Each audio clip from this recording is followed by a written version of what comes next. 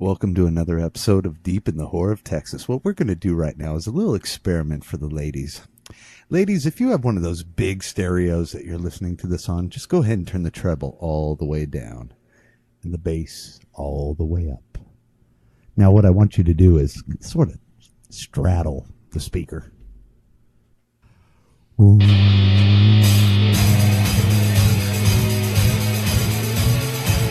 Hi, my name is Amanda Wiss. Bill Mosley, Danielle Harris. Dick Warlock, George Romero, Kane Hodder, Robert England, Ronnie Blakely, CJ Graham. And you're listening to Deep in the Horror of Texas. You gotta be fucking kidding. Hey, you okay? Damn enchilada. You gonna be alright? I'm feeling woozy air. What's in the box? It's black as time. What's in the fucking box? Anything.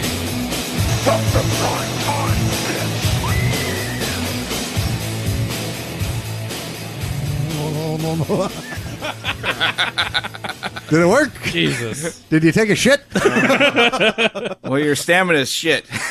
Yeah. Well, I mean, I'm a smoker. Lungs can only go so Well, far. you can. If you haven't noticed, everybody, you're tuning in to another episode of Deep in the Horror of Texas. This is Jeff, And I'm Nathan. And this is Ralph. and we are all gathered around the campfire today, everybody, to talk about the long-lost, forgotten Halloween film, Halloween 3, Season of the Witch. You know, I have a funny recollection of this movie. I didn't watch it until I joined this podcast. What? Yeah. You're fucking lying to me. No, you put me in touch with Jeff. Ralph and Jeff's wife worked together a long time ago, and they were looking for another co-host or more of a special guest. Yeah. Yeah, we needed a big-time, like, Halloween. So they called Ralph because his wife knew that Ralph he is a horror was film. a huge Jason fan. Yeah. So they figured he was a Michael fan, and Ralph didn't know a lot about it, so he And put my him in. response was, fuck you! Yeah, fuck you! I know a guy. We got a guy who jumps. We got a guy who swings. We got a guy who crawls up the walls. You got to be more specific.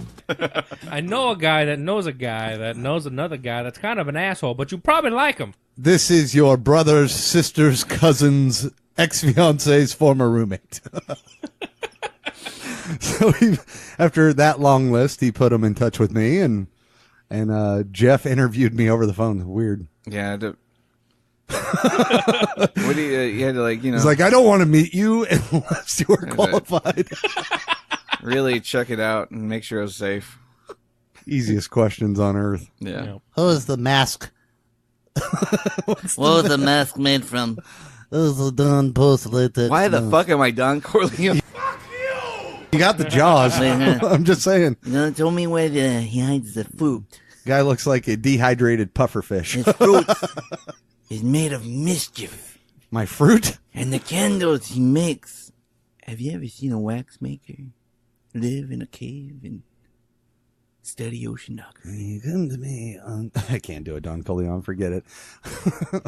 So, yeah, I didn't watch Halloween 3 until a couple years back. We did a Halloween retrospective, but we did it with a fucking snow globe. When With was four OG of us. Deep in the Horror? Was that 2015. God, yeah. Yeah. Jesus Christ. Oh, God. I've known you too long. Yeah. So, yeah, that's really where... Oh, this where- is like almost like a season 3 then.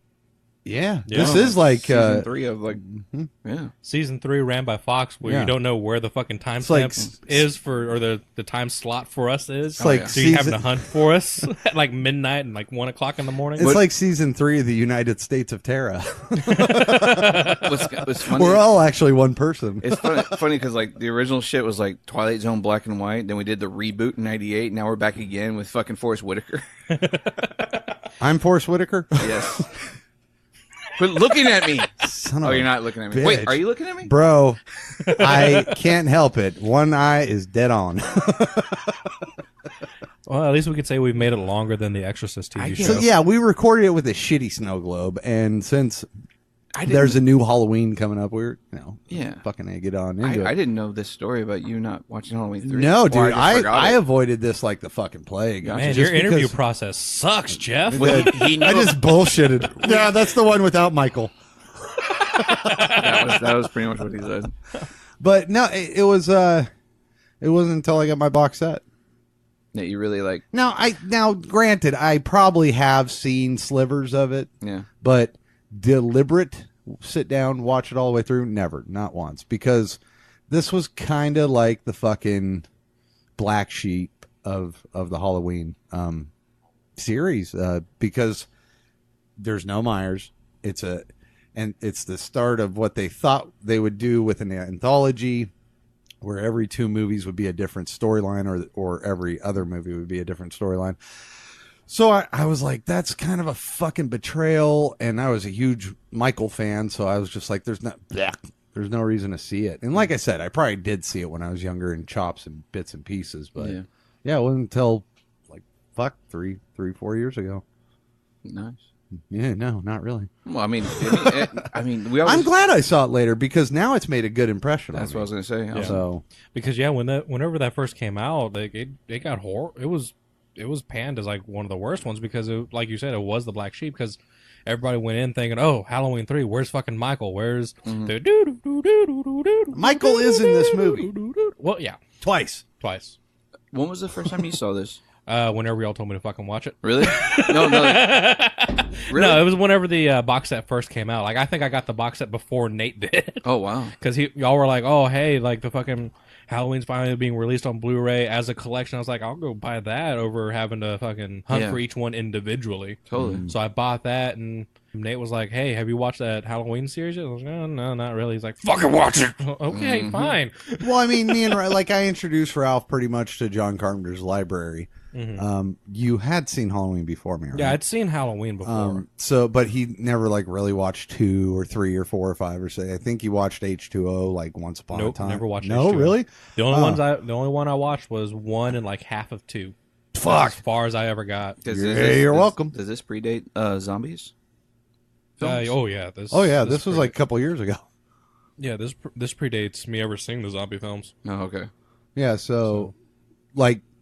Hell, I never when that finished box the first set came zombie out one. 3 years ago is when 3 or 4 years ago. No, you're right. It came out like in 2015, and he still hasn't watched past part 4. I've gotten all the way up until I think H2O is where I had stopped, because I didn't pick it back up again because I had to go back because I ended up working again. Well, just wait till we get to 6. You're gonna have to watch both versions. Shit, lovely.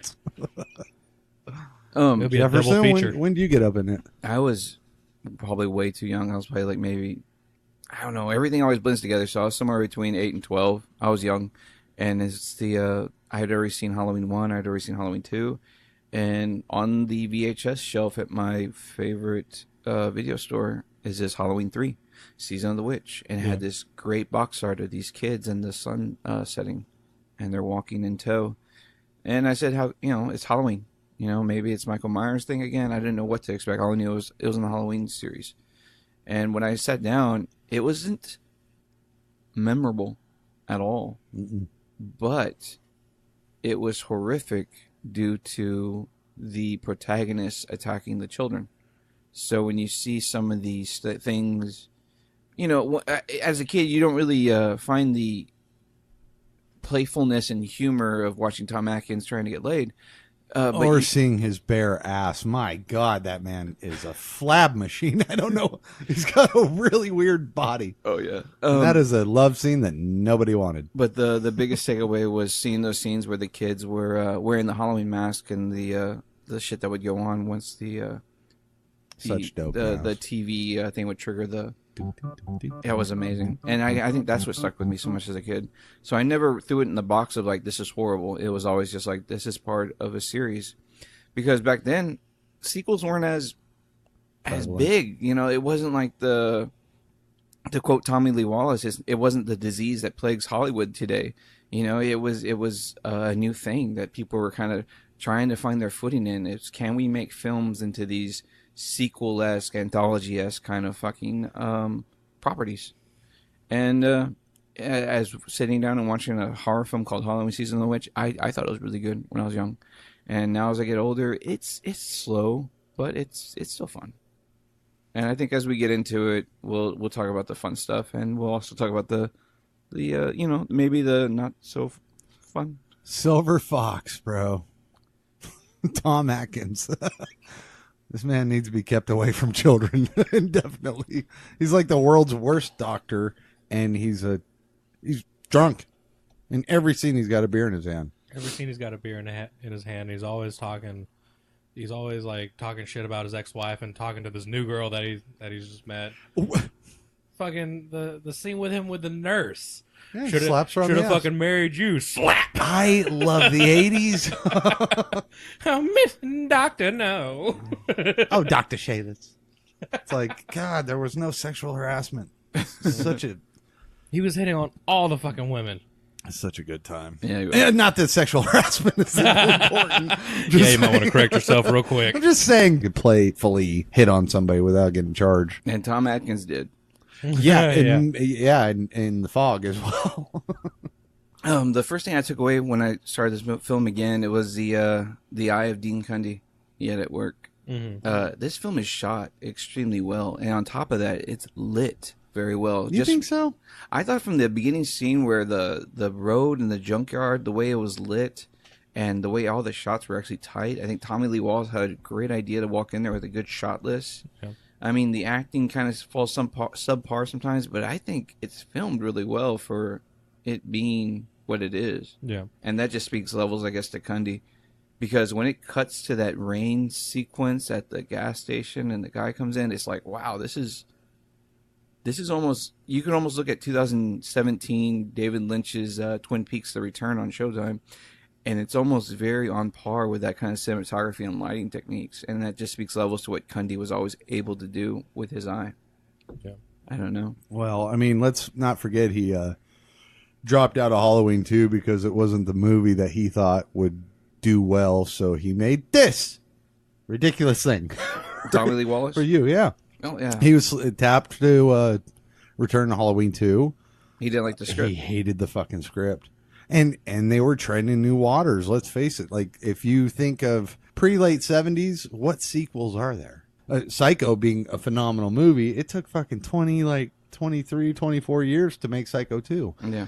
Jason, like, Michael is the trailblazer, but then Jason, Friday the 13th, took it over because they were like immediately like, bang, knock out a sequel. Well, bang, knock out a sequel. I think what Cundy liked was the artistic value within the genre. So what year is this? 84? I think. 83? I don't Let's know. see. Don't get me lying. Wait, Yeah, I believe it's 84. Don't get me lying either. I think it's 84. But that was the thing with Halloween that was so weird is that, okay, you had Halloween 1 in 1978, then you had Halloween 2 in, I think, 81 or Halloween 82. 3 was 82. Halloween 3 was 82? Yep. So they knocked this out 1 year after Halloween 2. So Jason was probably on... 3? He had to have been on 3 or 4 by then. Yeah, making part 3. Because this, they kind of tied at the finish line here because Jason came out in, I think, 80, and then 81, and then 82 and 3. So, like, Yeah, this movie... Part 3 came out in 82. Halloween 2 was actually supposed to be shot in 3D. And that's because Jason was shooting part 3 in 3D. So they were trying to play catch up. If you're playing movie for movie, Halloween 1 beats Friday 1, in my opinion. All day. Friday 2, Friday 3 just knock fucking Halloween's dick in the dirt. Well, dude, that's the thing is Halloween 1 holds like the best spot movie for movie. There's no Jason movie that's better than it. No. But then part 2, 3, 4, fuck, even 2, 5. 3, and 4. 5 is fun. 6 is fantastic. Well, that's what's funny is like they didn't get to their Halloween 3, Friday 13th until part 5. Yeah, Like, but even then, you know, a lot of people bitch about that movie not having Jason, and it is a Jason-like killer with flashes of Jason in there. No, but I'm saying like still like the subpar of the series would obviously be part 5. Yeah. And that's kind of like what people do for Halloween 3. It's the subpar one because it's not really Michael Myers-esque, just like part 5. Mm-hmm. And I think that's what's amazing is that Friday was able to do a great original part 1. They were able to correct course with 2, make 3 even better, and then part 4 just stun the fucking world with Would magic. you consider Friday 5 or Jason Takes Manhattan the worst? I think 5. Really? Yeah. Over Manhattan? I know the significance of 5, but it's also the way I see the true significance in Season of the Witch. It's not No, really... no. I'm saying out of the Fridays here. I'm not comparing it to this. Oh, no, I'm no. saying But I'm comparing it to like the way Season of the Witch is like a really good the movie, redheaded stepchild. but it doesn't really fit into the mythology. Yeah. Well, 5 is a great fucking piece, but it doesn't really fit into the mythos Yeah, I get. Because I mean, for me, if I'm going to like straight mythology, I go 4 to 6. I don't really look at 5 as being a Tommy Jarvis like direct correlation. It's so good. It's such a good story for Tommy. It doesn't have the fun correlation that you would need to enjoy 4 to 6. Right. They keep falters so much. They keep fucking chickening out. But the end of 4, Corey kills his sister, goes insane. Supposedly supposed to be the next killer. They X-nayed that, and then at the end of 5, lo and behold, the same thing. Then fucking part 6, he's normal. And it's like, I love to think that part 4 to 6 went to like that, where he kind of went as strange and crazy, and maybe stopped himself before he killed his sister. And maybe he's like, that's why he's still dealing with a lot of shit from in part 6. But then again, like I said, that's Friday 6. That's me. I'm with you. Yeah, I'm with you on that. But I mean, that's sad. That like I was saying, I'm sorry having that side conversation because this is important. Well, we know Friday, it's important. I like 8 better, but for obvious reasons. It was my first one. Yeah, I could take that. I'll choose 8 too over 5. Dude, 5 has got such a 5 has the best a body plethora count. of tits and ass. I love it. It has a lot of the greatest stuff. Like 5 was like gave you pretty much everything you'd asked for. The gore, it gave you the tits, it gave you everything that you ever asked for Friday. But Rudy tooty tooty tooty fruity, a rat tat tat tat tooty. But I don't, like I said, with me, 8 was always had that special place in my heart because it was the first Friday that I saw, and like y'all said, it was all uphill from there for me. I thought, God damn, but real. But an issue we had with part 5 was that all the kills, even though there were so many, they were very simplistic. Mm-hmm. I think that still holds the most kills in but they're all like stab, or they were simplistic. Well, the belt across the eyes, the shears in the eyes, it had a lot to do with the eyes. The black cook got it in the eyes. The one dude got a flare in the mouth. Was it his eyes? There's a man with no life in his eyes. And then the one chick that gets, the chick that's dancing gets stabbed. Well, originally through the crotch. But yeah, the handstand. They cut that one down because they did it already.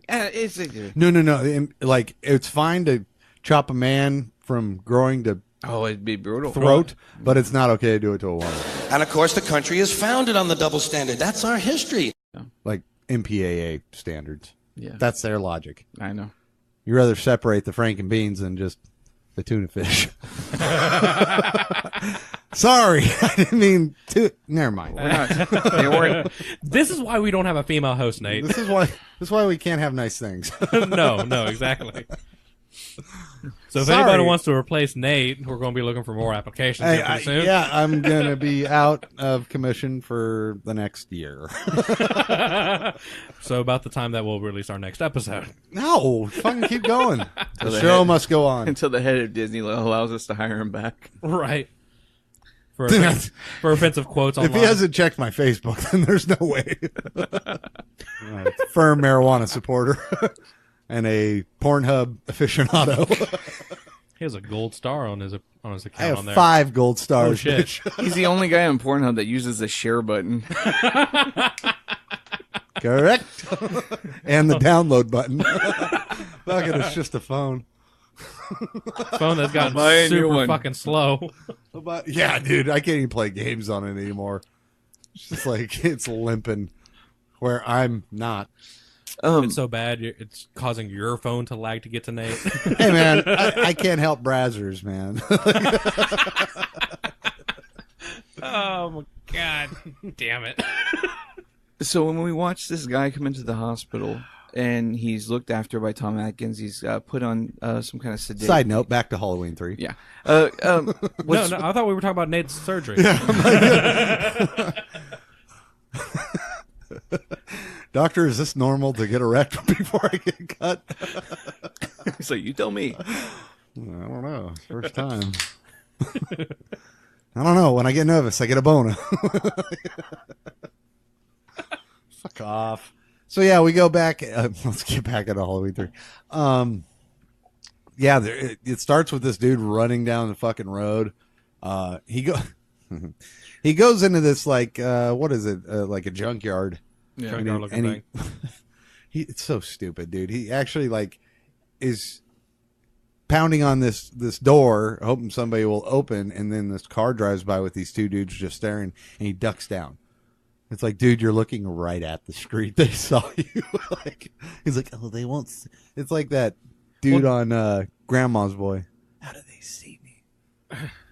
They're looking at him. We're looking straight. But yeah, it's he gets attacked by one of them, and runs to this gas station. Fucking, they're gonna kill us all. They're gonna kill us all. clutching Halloween masks. Yeah, the pumpkin mask. Crazy Ralph entered the gas station. You're doomed. That's what he looked like. Once he gets admitted to in Halloween 3, he gets into the hospital. And what's awesome right there is Tom Atkins is the doctor on call, and then he puts him under because the guy's acting erratic. We're led to Tommy Lee Wallace's idea of like what true evil may look like in this script or Tommy E. Wallace universe of Halloween, which is pretty much the businessman look, which is just a man in a suit and tie wearing black leather gloves. And he does almost before Terminator 2 Judgment Day, he's doing the Robert Patrick fucking T-1000 kind of solid stare and just that solid fucking gait of like a strong walk. And he has purpose, and he goes there and he kills the old man. And brutally, though. This death is a brutal fucking death. Because Yeah, you it expect just what? Just the eye poke. The Three Stooges. Oh, got you in the eyes. But man, what he alludes to is just hand on jaw, fingers in the eye, and just grabs behind the nasal cavity and pulls it up. Great special effects work by the makeup department people, because that was an all wax molding. It looked great. It looked great. Yeah, I mean, you can cut. Hello, 1982 people. You'll tell it's not real, but I mean, it's pretty fucking haggard. Gnarly, yeah. And as soon as that hand pulls away, you see the blood coming out of the guy's mouth, or like it's not coming out, but you see like the blood smears all over the face. It's like, oh, it looks like a reverse broke nose. Yeah, you know what I mean? He's got my nose now. Well, I love that he takes the time to. He wipes his hands on the. You ever seen Gargamel? I'll get you. I'll get all of you if it's the last thing I ever do. That's what it looks like. So he wipes his hand on the thing, and he walks outside, and here you have like this weird, almost Vietnam self-immolation kind of scene, which is crazy because Tom Atkins, Dr. Shellis, yeah, Tom Atkins just hauling ass, running after him, and the businessman makes it to his car, and you just see him just grab this whole can of gasoline, and he just douses himself in it. Come on, baby, light my fire. Fuck, thank God. Golly. You know they do that shit on purpose, right? The Doors. Fucking organ. I got it. No thanks. No fucking thanks. But yeah, this guy just like pours gas on him, blows up, and Tom Atkins acting in this is wonderful. He is a superb lead man. He's like, like Dollar General Tom Selleck, which I love about him. No, dude, that mustache ain't even compare. He's got it shaved like a boomerang for some reason in this movie. It's like a perfect like V, dude, down his face. That guy just man. That is the roughest looking landing strip I've ever seen in my life. That's a guy that can tell you some stories. I bet not. Shit. Well, if you watch Horror Hounds, yeah, you get some stories. Yeah, well, I mean, Sean Clark calls him the Silver Fox, but I don't see it. I mean, to quote a quote from Lost Highway, the guy probably saw more pussy than a toilet seat. Oh my God, that's clammy. I'm surprised. At least in the movies, they play him up that way always, and it's always weird because it's like it's just eerie. Right, like in Fog, like he meets Jamie Lee Curtis, he picks her up, she's a hitchhiker, and they fuck. It's like if your face and body don't warrant ass like that. Well, like if you're a woman and you're in the alleyway and it's really dark. Like usually I have to play a guitar. And you look and you're a woman, you're in the alley, it's really dark, it's foggy, and you look one way and you see Michael Myers in the fog, you look the other way, it's Tom Atkins. You kind of have a dilemma there, and for a moment you're going to have a dilemma. Yeah, not a good looking guy. Well, it's slim pickings if you look at that fucking hospital they were working at. Bro. Like, there is nobody in that fucking hospital. I don't... Like, a nurse just pops out of, like, fucking thin air. No. Yeah. No. Yeah. You go to a different hospital. You go to Circle K. You go anywhere else. You go down the fucking street. Run for your lives. You're not, this chick, the guy who gets killed in the hospital, his daughter comes and she's like fucking maybe 21. If even. And Tom Atkins is clearly 68. Yep. And she's gorgeous. She reminds me of Robert Palmer videos. The chicks that have their hair slicked She looks back. like Elizabeth Berkley from Showgirls. When I look at her, when she had the leather jacket and she had the curly hair and the big eyes, and yeah, she looked. Hey, she was hiding some serious sweater puppies under there. She's beautiful. Like, she's a small, skinny thing, and then when she like gets kind of nude, it's like, what? Where were they hiding? And what's weird is when they get to that fucking 80s. When they get to that scene when she gets out of the shower and just finds just the right towel to like barely cover all of that. What was with that? She like wrapped herself in a towel, squatted and ran, and then grabbed a blanket because it's like, freezing. Thanks. Oh, it's freezing in California. Yeah. That happens. Well, they weren't in California. They were in California. They were in Shamrock Town, and Shamrock Town's fucking. No, they were in Santa Mira, and Santa Mira. That's Lolita, California. Yeah, that's Lolita. Santa Mira is actually a homage to. Anyone? Anyone?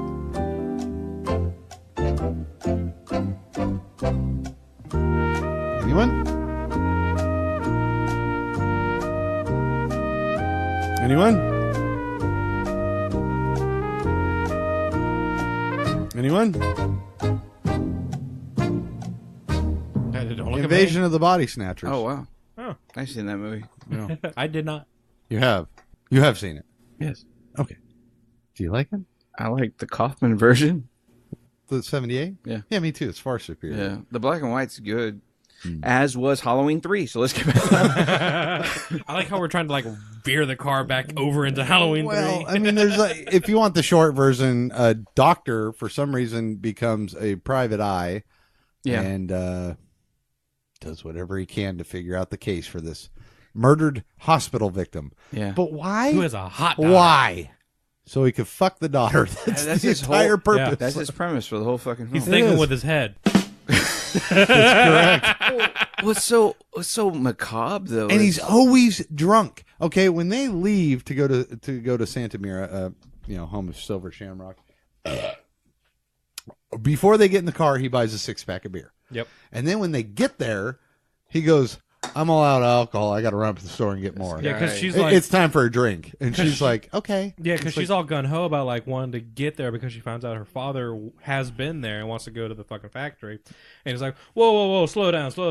I haven't drank enough for us to be able to do this. Let's stay the night." Let's his first initiative is to drink and stay the night. He's a doctor. He's got it planned out, dude. He does. I guarantee if this was today, he would. Well, not today, but I mean, he would have Spanish fly because he's a doctor. I think he would just be very popular on Tinder.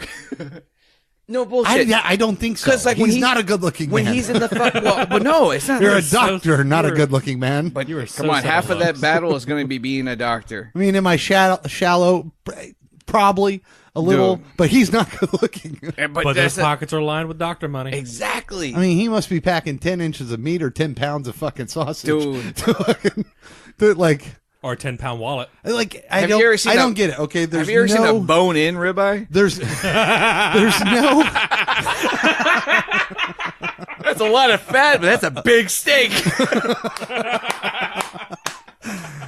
Kudos, Jeff. Kudos. Good night, everybody. Good We night. just hit the pinnacle of this episode. That is it. It's all downhill from here, ladies and gentlemen. We hit our part 5. It's all we probably got like 5 chick listeners, and they all turned it off when I did my whole. They tune in for the Ralph. They do. Ralph's a charmer. I don't know. I've been getting. But I don't know about that. I don't know what? about that. You've been getting asked? You get all the email. No. I get all the emails, but they're all like, "Oh, that Jeff guy. I love that voice." Ooh. No. Who says that? I know. Right? Like, geez, it's all you, Ralph. Come on. No. It's all those emails I get. I'm like, hey, check out Ralph. I have control over the emails, remember? Well, ladies, you'd be disappointed. Oh, that was a morale booster. Everywhere you go, you got it. I don't know the next verse. Anything you want, what is this? you got it. What is happening? I don't know. It's a song. This is a musically inclined episode. Jesus. Girls on film. Girl. No, anyways.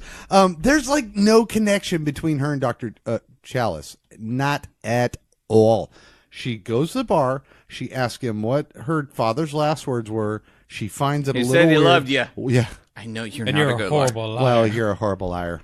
Actually, what he said was, they're coming to murder me. Like, who tells somebody They're going that? to kill us all. Who tells somebody that?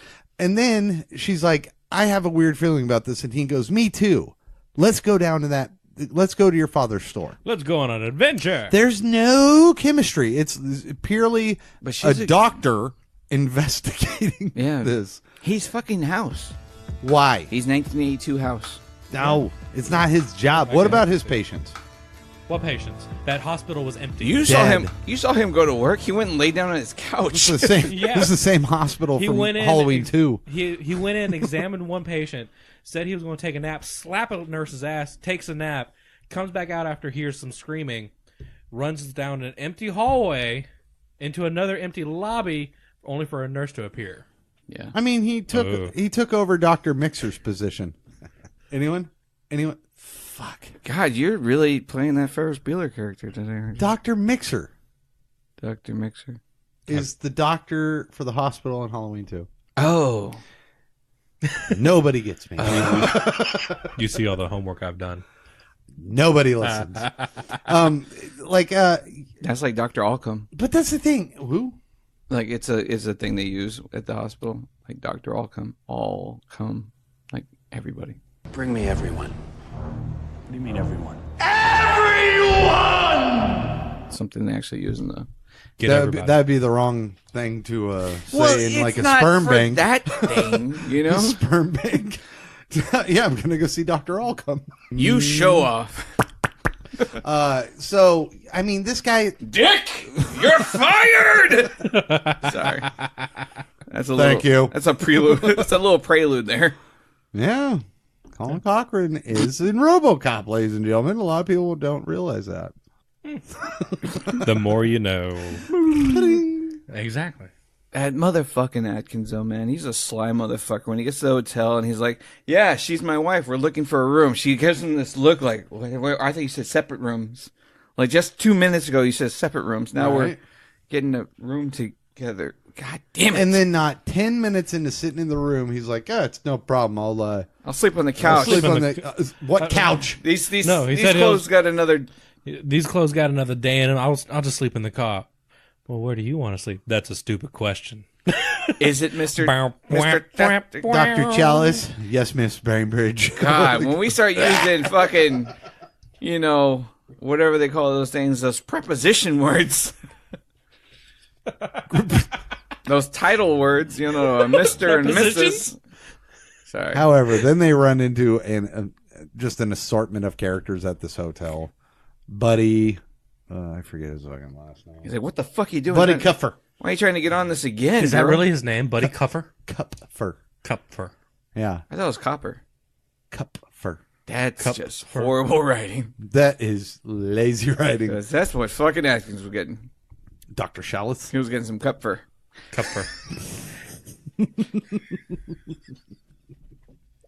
Where'd he go? He went to go get a cupper. Oh God! It's just the. You mean a comforter? Comforter? No, a cupper. I'm one of those guys that when the sex scene when the sex scene. Jeff got the joke. I'm just come for her. I'm just trying to get through it. Now you know how Jeff feels every time we try to talk over him. He's like 3/6 of a millimeter. You have to stay focused. It's very hard to do. Yep. Because they all come for her. It's very hard. Why do you guys got to bang on the table? Sorry. Because we like banging on things. Met a cast of colorful characters like Mr. Come for Her. I'm trying to help you out here, Nate. Meets a cast of characters. And Marge Gutman. Gutman. Oh, Marge is great. She is. But who did? All right. Boo-hoo. What person a tag falls off? Okay, on these masks, there's a big gambling chip on the back that says Silver Shamrock. It has the logo. That'd be the first fucking thing I'd take off my mask. Yeah. Okay. Now she's there because one fell off, and she's there to bitch about it. I thought she said that they ruined her order. Yeah. Because one fell off. Oh, was that the full reason? I thought it was just that she had just one. Yeah, she's like, I don't mail order anymore. She went there to. Yeah, I mean, I see what you're saying, but. She went there to go fuck some shit up. She went there to say some words and says she doesn't mail order them anymore. She was driving all the way from San Francisco. The logic in this movie from here on it. Oh, well, I mean, starting 20 minutes ago to the end is pretty fucking. No, this movie is a total fucking bore. From when the girl gets kidnapped, it's just boring as shit. Except when Tom Atkins is on screen. God, when he fucking hides behind the cardboard boxes.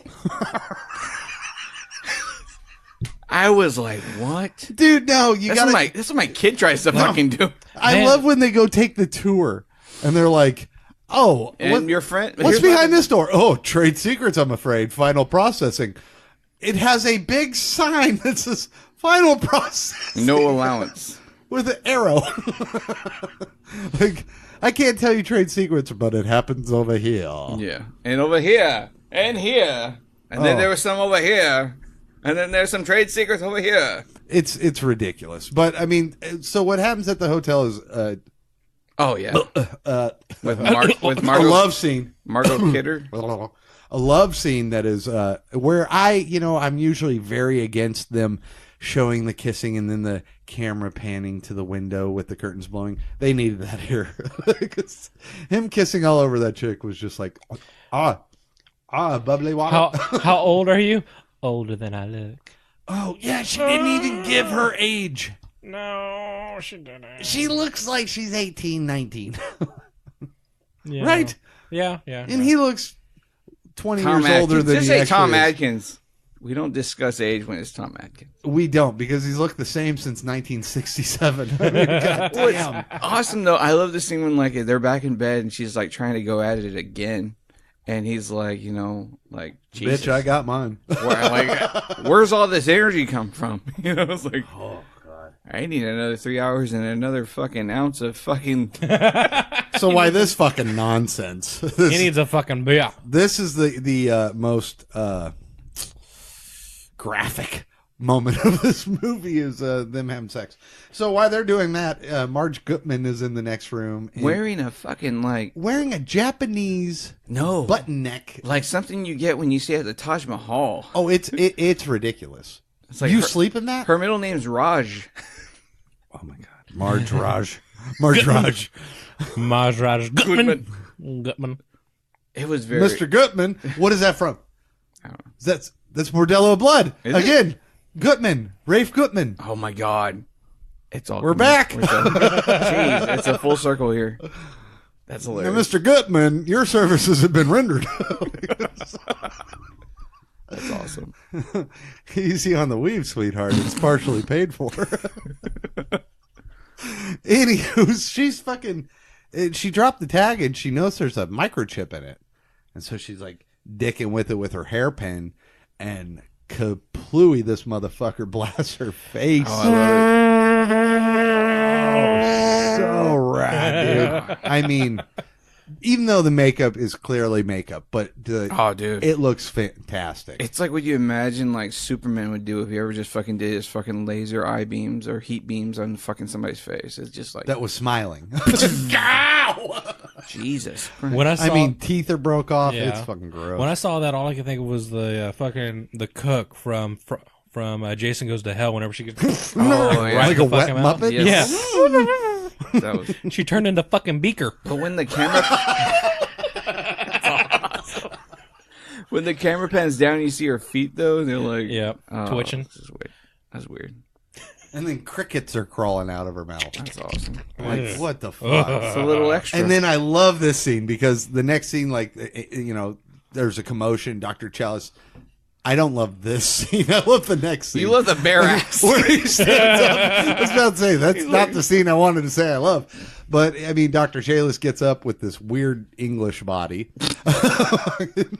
Goes outside, and they're, you know, carting Marge Raj Gutman into a meat. Yeah, OCP shows up next door. Fucking OCP is there in full force taking Marge know Goodman. me. So, yeah, they're loading her up, and fucking, he's like, let me through here, I'm a doctor. And they're like, dude. And then Colonel Cochran rolls up. And this is the first time you meet this fucking And dude. he's like, oh, we are taking her to It's the all best over, my facility. friends. He always says, my friends. I fucking love this guy. It's all over, my friends. She will get the best healthcare affordable. Well, where are you taking her? To the factory. It'll be- We have state-of-the-art equipment. It's a state-of-the-art equipment. It's the most fantastic. It's the best equipment you'll ever Don see. Corleone. I don't know. It was supposed to be Trump.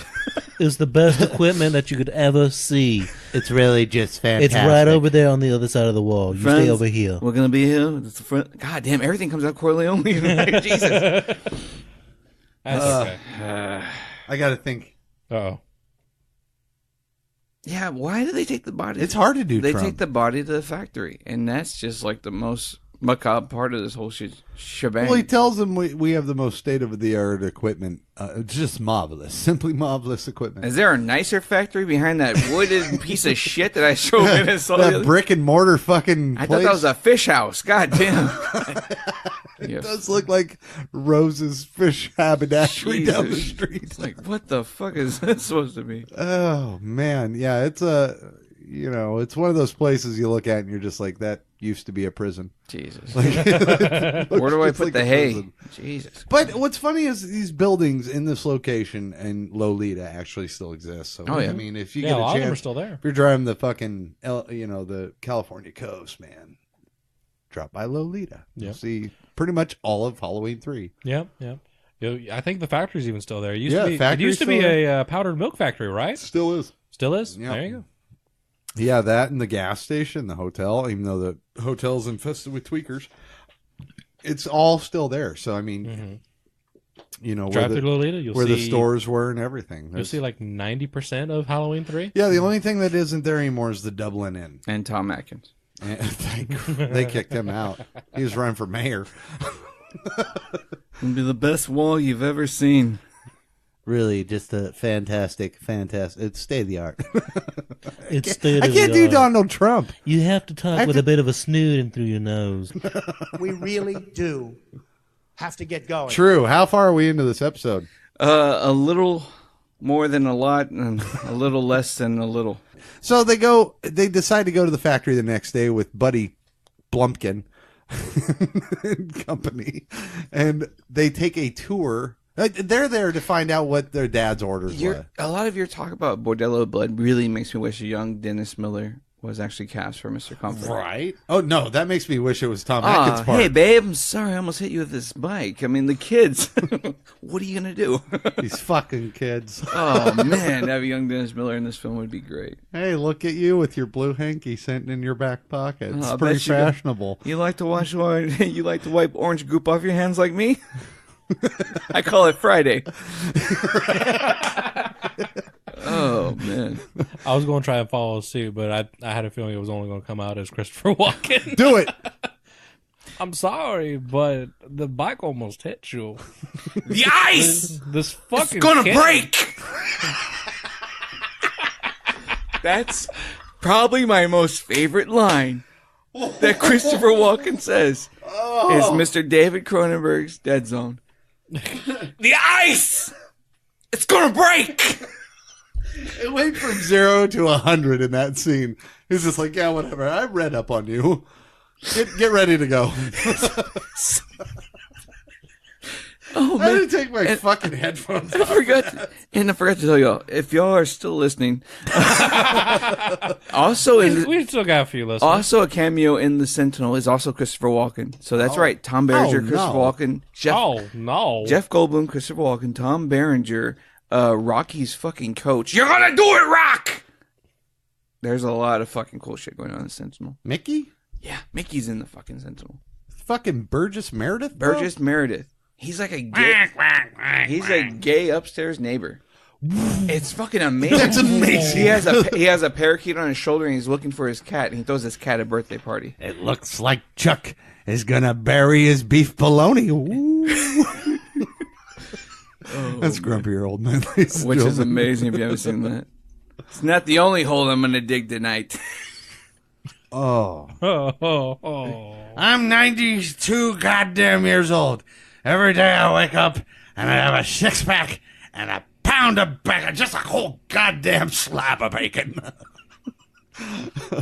He's like, a light beer here. He gives him one and takes the 6-pack. Grumpy Old Man. God, I wish we were just a general podcast. Yeah. We still not have a lot of episodes.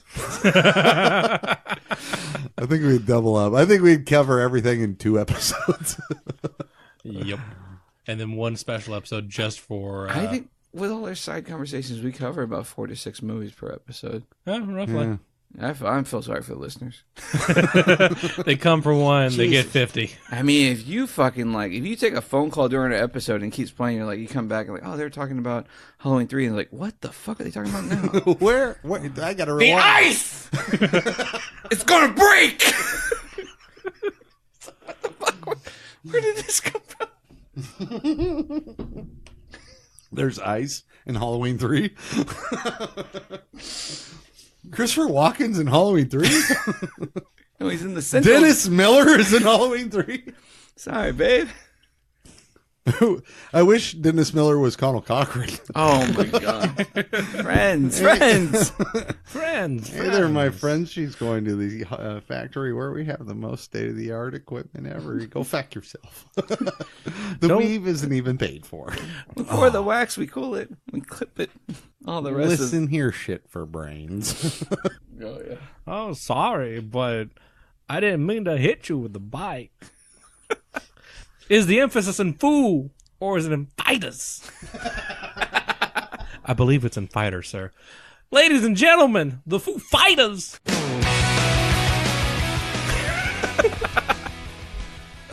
What threw me off is when the Tom Atkins and his the girl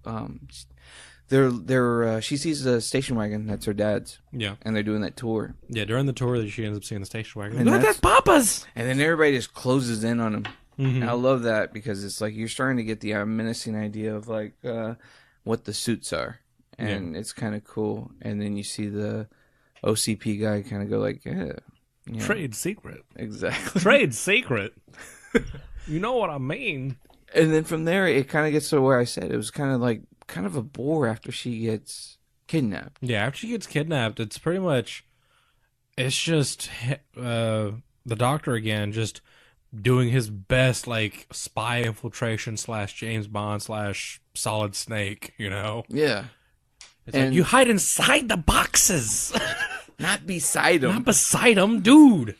And this leads to the famous Tom Atkins versus Dick Warlock, which is fun because Dick Warlock is in full like Michael Myers super stare and stuff like that. Mm-hmm. And for some reason, he's doing like the choke out of a motherfucker. You know, he's got him thrown over the table. Tom Atkins is down for the count.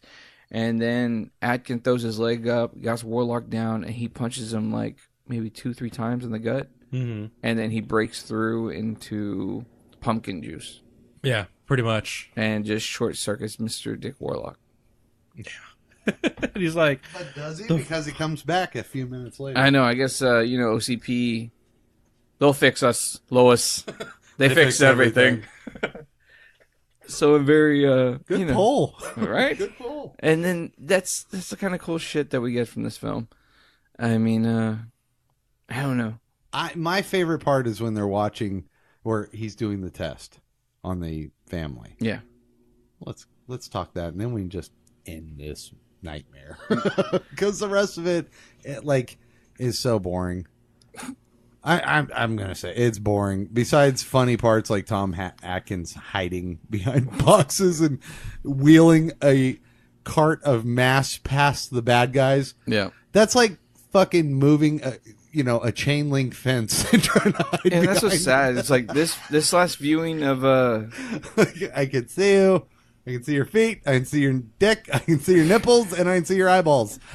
This last viewing, it was just like, man, right when it hit that spot, it was just like, ugh, I can't. It just really just hits a really slow moving. Like, even though it's supposed to be like that climactic build, it didn't feel like a climactic build. Well, it rips off Invasion of the Body Snatchers. We've seen it before. It's, he grabs the chick, and all of a sudden she's acting weird, and then, oh, surprise, she's a machine. Which is horrible. Yeah. Maybe. What's weird is that I've heard that all of this film existed in script form, and Tommy Lee Wallace introduced the idea of the Doctor and the idea of the love interest, and that was all added. Smart. So I'm like, that wasn't really a better direction, but I guess it creates exposition delivery. I guess. Yeah, exposition delivery and kind of like moves the story along. That's what it really kind of felt like. Look, you want to see a better version of this movie? Watch 1978's Invasion of the Body Snatchers. Do we want to wrap this? Yes. Yes. Okay, so yeah, Dr. Chalice grabs the bitch. Fucking, they make their escape. She's a robot. He knocks her head off, and then he runs to the exact same location as the guy in the beginning. That's called a full circle. Fucking, he gets on the phone and calls the radio station. He says, "Hey, Channel 2, you got to turn it off. Trust me. Just turn off the commercial. Thank you. Channel 3, turn it off. Oh my God, it's still on Channel 4. Turn it off. Turn it off. Turn it off. Turn it off. Turn it off. Turn it off." And it cuts to black. Yeah. Final thoughts. I Ralph?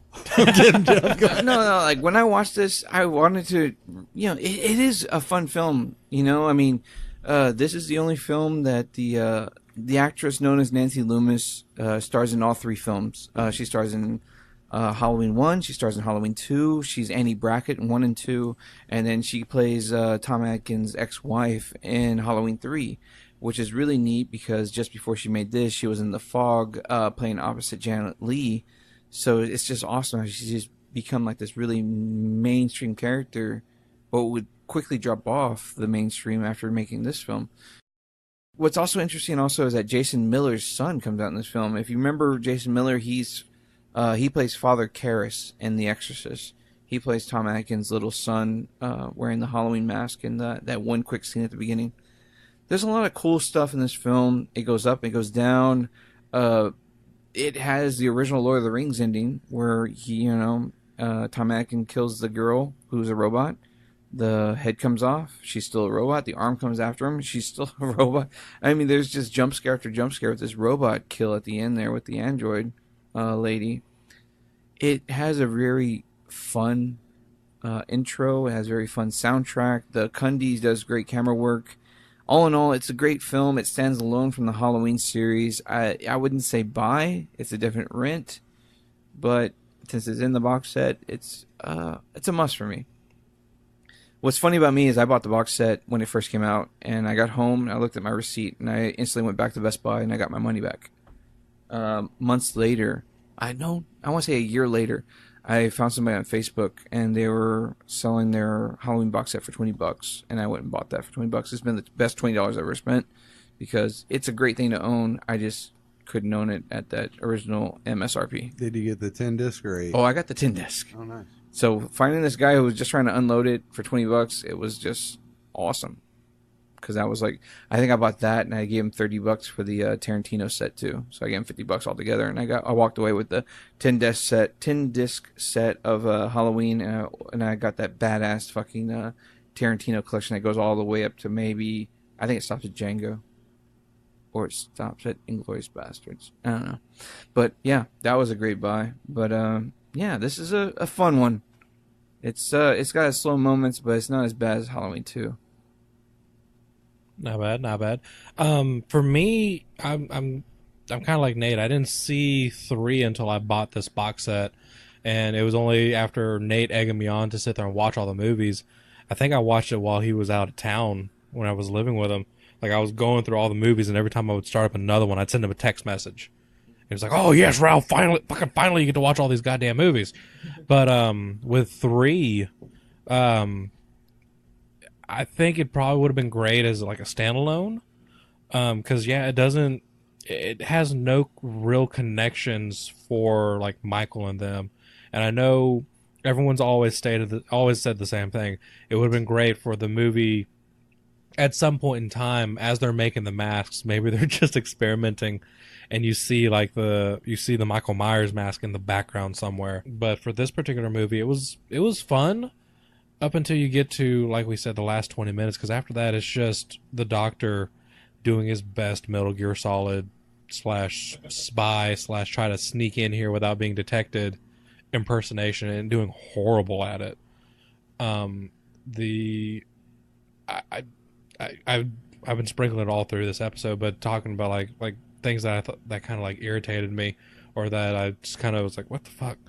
But this movie for me is really just, if you find it by itself, rent it. If you find it as a set, go ahead and buy it as a set, because you're probably never going to see the movie again after you watch that one time. You may revisit it later on, but it's entertaining enough. It kills it. It'll kill an afternoon. So for me, it'll kill an afternoon. Nate? So let's face it, this movie isn't good. It's a kind of fucking shoddy, shitty, but I love it. Is there a reason for that? Yeah, this is like one of those Brown movies where it's so bad it's so good, but you want something goofy on in the background, and you guys are horror fans. This is a good movie to put on. But to sit and watch is not very fun. It comes in the box set. I own the box set, and I even own the single copy of this in DVD format. Is it a buy? No, it is not a buy. It's a rent.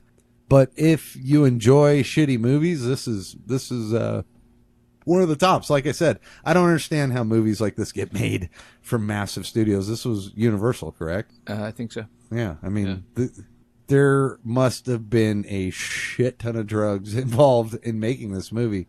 Tommy Lee Wallace, I mean, like Jeff said, it's competently shot by Dean Cundy and Tommy, but the story is so subpar. And I think Carpenter had something to do with the story, if I'm not mistaken. Yeah, Carpenter's name is in it. I mean, like he's in the opening credits. Right? His name is there. But I don't know. But like what role he played in, I have no idea. He's uncredited as a writer. It's basically written by Tommy Lee Wallace. By Tommy. Yeah, and Carpenter's. Oh no, he did the music. That's what it was. Yeah, with he did music. Yeah, but even I'm confused on that, because Alan Howarth lays claim to most of it. So, interesting watch. I'll say that. Yeah. If you're a film student, this is one of those that's so bad, it's so good, you should watch. Remember I always said that the cool way to end Halloween 3 would be like if they showed the Michael Myers mask? What if it was the kid's clown mask? But the only thing that throws it off, though, is he kind of goes a little crazy before he slips on the mask. But then again, he did go trick-or-treating, so does that mean maybe he was I think the Michael Myers mask would suit it. But yeah, you're right. He had to have something to set it off. Before he puts on the mask. So I was like, damn, there's got to be something that sets it off. Because have like just the latex nose. But then do the entire ending. But then I was thinking about, what if it was the OCP guy, like, trying to say, like, would you like mask, little boy? And then he sells like the kid the little clown mask, and he's like, OCP. Yeah, like Mr. Cochran. What if it was like a weird origin story of Mr. Cochran, like giving a young Michael Myers the clown mask? It was just neat and interesting. Because I always say, like, the missing scene from Halloween 3 to tie into the mythos would be if it was a cutaway shot when they showed maybe the Michael Myers mask.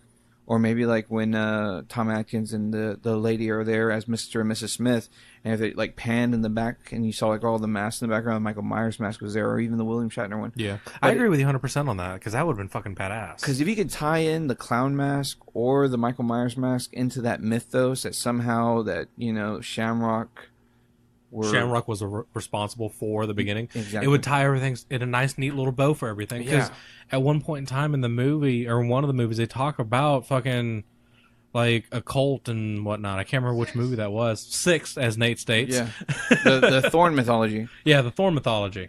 And like, that's what, how bad that would be fucking badass. It would. You know what? That's the only thing missing tying it to this movie is they had a chance to say either in Halloween 6 we Professor we had a Dr. Wynn, we had our friend Carl Cochran try it Edwin? back in the day, but it didn't work. Or they could have in this movie just added one One production of the Myers mask. Would be cool if they actually introduced Akkad's name, and it's like Cochran could actually say a line where like, Dr. Akkad and I tried to make a mask that would create a being of pure evil, but it failed. Now these new masks that we're making should, kill millions across America. It would be awesome if they tied that into the Thorn mythology and all that stuff, because a lot of the menacing shots that Tommy Lee Wallace and Dean Cundy shoot of the businessman, they look eerily, like even the gait and the walk of these guys is very Michael Myers-esque. The way you get these blank shapes of these Irish businessmen, because he wanted blonde, red-haired guys or dark hair. He wanted... He wanted redhead. When you think of the most evil people on the planet, you think of the Irish. Apparently, this guy was like predating Brad Pitt in The Snatch. It's like Jesus. It's like hell, and that with them having the orange blood, it would probably explain a little bit of Michael having green blood at one point in time. Oh, that was part 6 again. It would be awesome. Yeah, see, everything would tie together. He'd Nice, have the neat shamrock little blood. package. Damn it! Right. All they needed was a thorn mark. Yeah.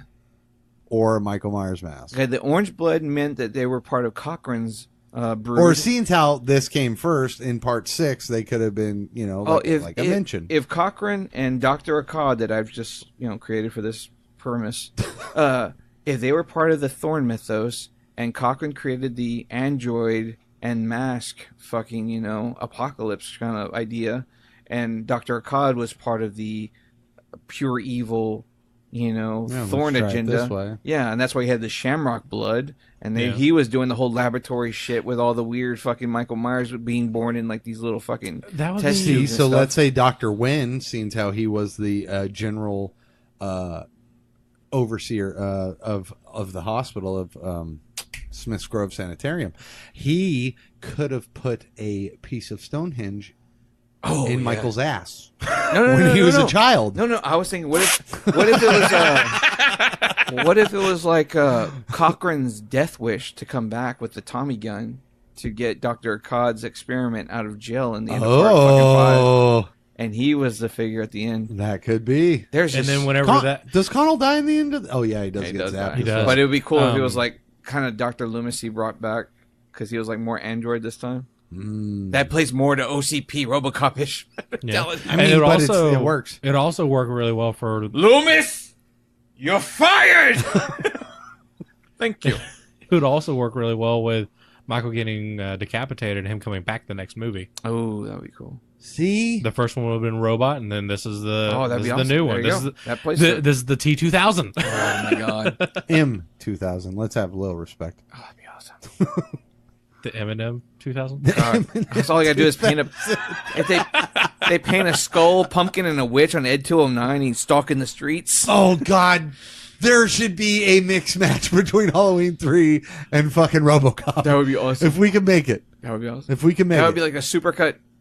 Like he busts in the factory and shoots a laser, and that's when all the techs start shooting everybody. Oh my God! And then he next busts into the drug lair. Bitches leave. I always love that part where he's snorting coke off the chick's tits and grabbing the other. I'm like, you had a day of work, sir. I love when he does the fucking he rubs his hand across the table, sniffs the coke, and then dips his fingers. Wine. You see, I don't like cops, and cops don't like me.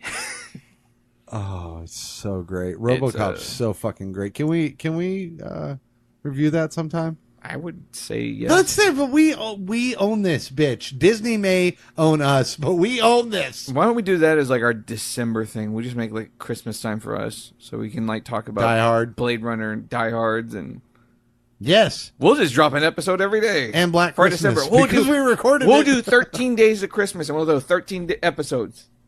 Really? That'd be awesome. I'll do it. Yeah, we'll load up because I've been kind of like, yeah, I think we need to stretch our legs. I mean, for the first day of Christmas, True Horror Fan gave to me 5 Die Hard movies.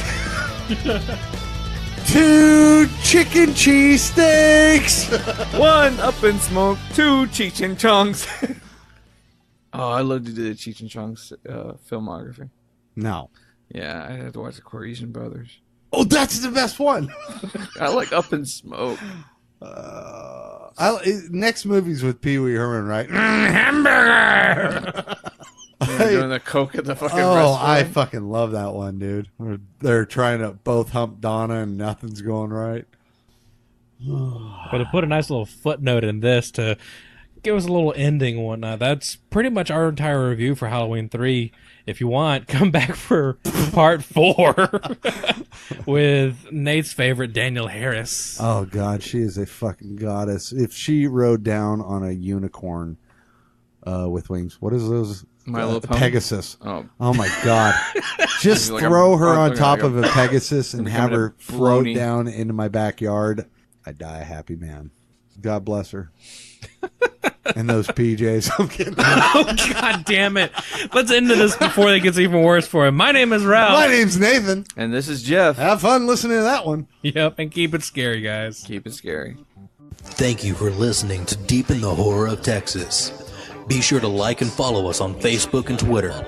If you like what you hear, please leave a review on the iTunes or Stitcher radio app. And above all, remember to keep it scary. It's almost time, kids. The clock is ticking. Be in front of your TV sets for the Horror-thon. And remember the big giveaway at 9. Don't miss it. And don't forget to wear your masks. The clock is ticking. It's almost time. No. No. Mm-mm. Mm-mm. No. No. No. No. No. No. Hell no. No. No. I refuse. No. No.